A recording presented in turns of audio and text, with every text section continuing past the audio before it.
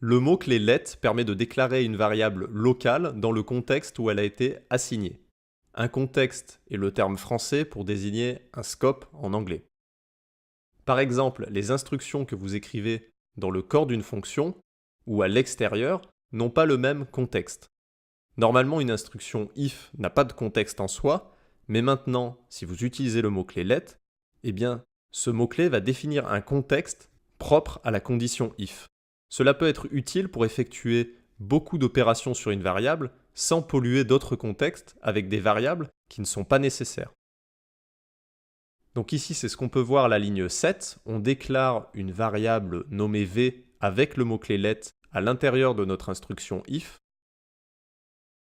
Le premier console log à la ligne 12 va bien afficher la valeur de v, alors je vous laisse faire le calcul.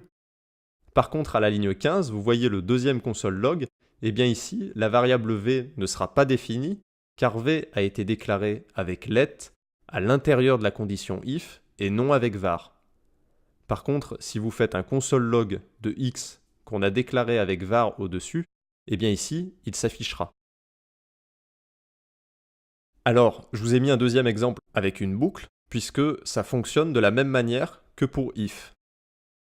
Ici, on déclare une nouvelle variable i, comme dans quasiment toutes les boucles avec JavaScript, mais on le fait avec le mot-clé let. Et bien ici, comme vous pouvez le voir, la déclaration de cette nouvelle variable i va être accessible à l'intérieur de la boucle for, mais ça ne va pas venir polluer l'extérieur de notre contexte de la boucle for. Ici, à la ligne 22, eh bien, la variable i n'est pas définie hors du contexte de la boucle. En règle générale, garder un contexte global propre est vivement conseillé, et c'est pourquoi ce mot-clé est vraiment le bienvenu. Ça vous permet de mettre en place des bonnes pratiques sans avoir à réfléchir entre guillemets. Sachez également que le mot-clé let a été pensé pour remplacer le mot-clé var. Donc à partir de maintenant dans la suite des vidéos, nous allons essayer d'utiliser systématiquement le mot-clé let plutôt que var pour commencer à nous habituer tout de suite à ces nouvelles bonnes pratiques.